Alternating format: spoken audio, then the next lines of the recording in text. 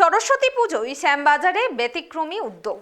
পুজোয় প্যান্ডেলের বদলে রাস্তার ধারে গড়ে উঠেছে মমতাময়ী লাইব্রেরি। মুখ্যমন্ত্রী মমতা বন্দ্যোপাধ্যায়ের লেখা প্রায় 200টি বই নিয়ে তৈরি এই ওপেন স্ট্রিট লাইব্রেরি। সরস্বতী পুজো মানেই বিদ্যার দেবীর আরাধনা, কিন্তু উত্তর কলকাতার শ্যামবাজারে এবার পুজোর থিমে এক অন্যরকম চমক। প্যান্ডেল নয়, রাস্তার ধারেই গড়ে উঠল এক আস্ত লাইব্রেরি, যার নাম দেয়া হয়েছে মমতাময়ী লাইব্রেরি।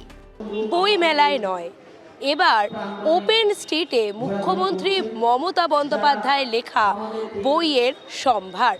একটা বই নয়, যেখানে থাকছে প্রায় 200-র কাছাকাছি বই, আর তাও কবে জানেন? সরস্বতী পুজোয়। উত্তরের আড্ডার সরস্বতী পুজোর থিমেই এবারে মুখ্যমন্ত্রী মমতা বন্দ্যোপাধ্যায় প্রায় 200-টির কাছাকাছি বই, যেখানে শিশুদের বই থেকে শুরু করে বড়দের বইতেও থাকছে এবং আরও অনেক উল্লেখযোগ্য বইও থাকছে মুখ্যমন্ত্রী মমতা বন্দ্যোপাধ্যায় নিজের হাতের লেখায়। সরস্বতী পুজোয় উত্তরের আড্ডার একাধিক চমক তো রয়েছে, কিন্তু তার সঙ্গে এই চমক যথেষ্টই নজর কাটছে প্রত্যেকটা মানুষের কাছে, বলা যেতে পারে 8 থেকে 80 সকলের কাছেই। চলুন একটু দেখে আসি উত্তরের আড্ডায় মুখ্যমন্ত্রী মমতা বন্দ্যোপাধ্যায় সেই মমতাময়ী লাইব্রেরি। বিগত 5 বছর আগে আমরা একটা স্ট্রিট লাইব্রেরি করি। এখানে দুটো চায়ের দোকান আছে, চায়ের দোকানকে কেন্দ্র করে আমরা এলাকার কিছু ছেলে পেলে আমরা একটা অ্যাসোসিয়েট হই, যার নাম রাখি উত্তরের আড্ডা। তার আজ 10 বছর বয়স। তো বিগত 5 বছর আগে 5ই সেপ্টেম্বর ডক্টর রাধাকৃষ্ণনের জন্মদিনের দিন আমরা একটা স্ট্রিট লাইব্রেরি উদ্বোধন করি, এবং এই স্ট্রিট লাইব্রেরি উদ্বোধন করার পরে আমাদের সহায়তা করেছিলেন আমাদের পৌরমাতা ডক্টর মীনাক্ষী গাঙ্গুলি, এবং তার সহায়তায় এই স্ট্রিট লাইব্রেরিটা হয়। তারপরে বেশ সারা জাগে মানুষ চা খেতে এলে বা অবসর সময়, যদি আমাদের এই উত্তরের আড্ডার যে গন্তব্যস্থলটা ঠিক দেশবন্ধু পার্কের উল্টো দিকে, এখানে এলাকা এবং আশেপাশের বহু মানুষজনই বিকেলবেলায় এবং সকালবেলায় আসেন, ঘুরতে আসেন, চা খেতে আসেন। সেই অবকাশেই তখন এই লাইব্রেরির থেকে বই সংগ্রহ করা হয়। আমাদের মমতা ব্যানার্জির বই আমরা বইমেলায় প্রচুর দেখেছি, বইমেলার স্টলে কিছু কিছু বই যা বর্তমান মানুষের কাছে ভীষণ সাড়া দিয়েছে। সেইটাকে যেহেতু আমরা লাইব্রেরি, স্ট্রিট লাইব্রেরি আমাদের কাছে আছেন, আমাদের মহামান্য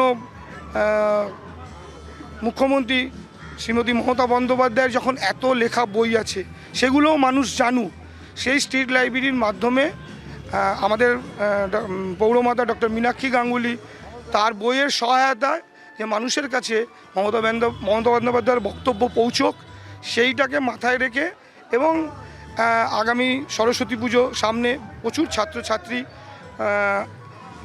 পাড়া প্রতিবেশী এবং এলাকাবাসী সবাই এখানে সমাগম হয়, তাদের কাছে মমতা ব্যানার্জির বক্তব্য পৌঁছো, সেই উদ্দেশ্য রেখেই এবারে ওই স্ট্রিট লাইব্রেরির সঙ্গে সংলগ্ন করে আমরা মমতাময় লাইব্রেরি উত্তরের আড্ডার সহায়তায় করেছি। সেখানে বই রয়েছে 200-র কাছাকাছি।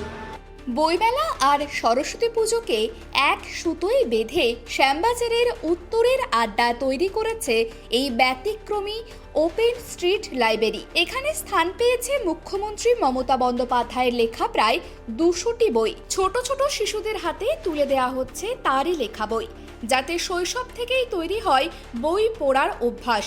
এবারের সরস্বতী পুজোর দিনটি আরও একটি কারণে তাৎপর্যপূর্ণ। আগামীকাল 23শে জানুয়ারি দেশ নায়ক নেতাজি সুভাষচন্দ্র বসুর জন্মদিন। একই দিনে বাঘ দেবীর আরাধনা। তাই স্বাধীনতার পর বিদ্যার আলোয় এক অনন্য বীরাঞ্জলি দিতেই এই বিশেষ আয়োজন। 10 বছর আগে 2025 সালে একটি চায়ের দোকানের আড্ডা থেকে শুরু হয়েছিল এই উত্তরের আড্ডার পথ চলা। জানানো হয়েছে সরস্বতী পুজো মিটে গেলেও এই ওপেন স্ট্রিট লাইব্রেরি বন্ধ হবে না। পাঠকদের জন্য এটি নিয়মিত চালু থাকবে। কুমন্তব্যের প্রতি অনুরাগ বা অনুরক্ত আমরা কোনোদিনই নই, এবং কর্মই তার উত্তর।